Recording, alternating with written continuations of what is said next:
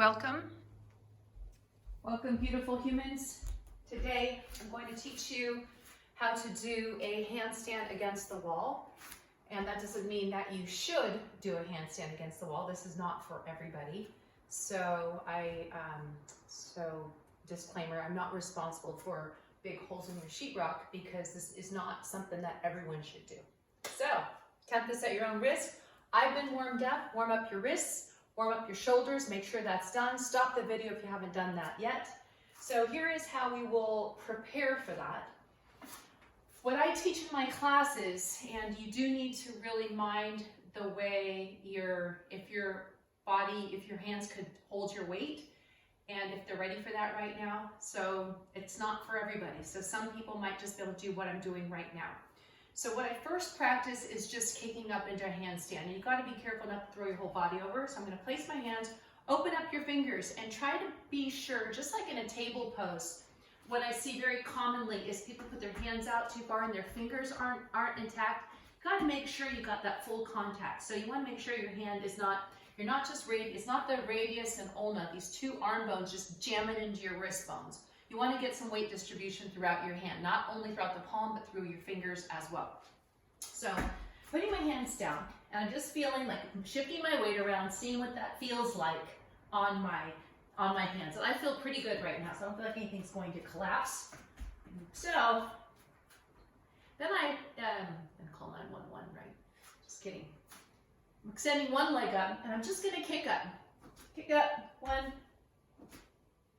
2, 3 times, just to see what that feels like. You might want to pause, shake out your hands, shake out your wrists, make a fist, spread your fingers, do the other leg. I'm extending the right leg this time, kicking up 1, 2, 3, giving that a rest, shaking that out. If you're already tired enough, don't do this again, but I'm going to do it one more time. If you feel ready to, this isn't for everybody. Both hands, getting my left leg first. Pick up 1, 2, 3. Coming down slowly, gently. Shaking out the wrist. Maybe roll through the shoulders. And we'll do that one more time. This time it's the right leg. Put up there. 1, 2, 3.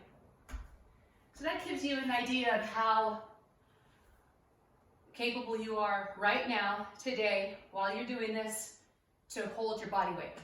Option 1, that might be enough, and game over and day over doing this. Maybe do it again in 2 or 3 days after the soreness goes away, if you get soreness. Option against the wall. If you've never done a handstand against the wall, start with your back to the wall. I'm going to put my hands down and walk my feet up the wall. Now, if your feet are dirty, you're going to mark up the wall, so put clean socks on. My feet dirty, so we have extra paint downstairs, so just in case. So I'm going to place my hands on the floor and putting my foot on the wall. So I'm here and putting my foot up to the wall here. And you could practice there.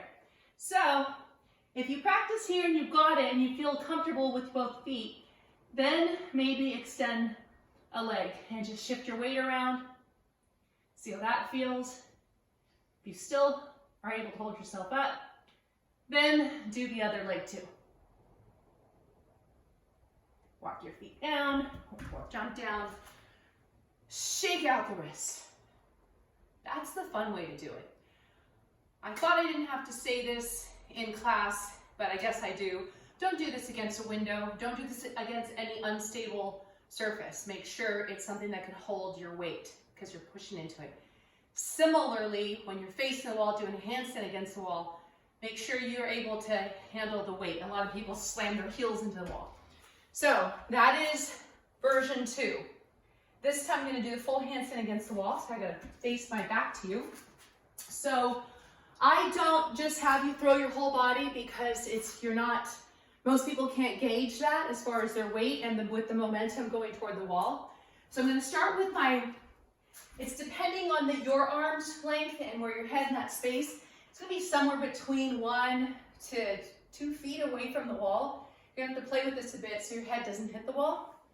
And if you've never done this before, make sure there's someone there to babysit you.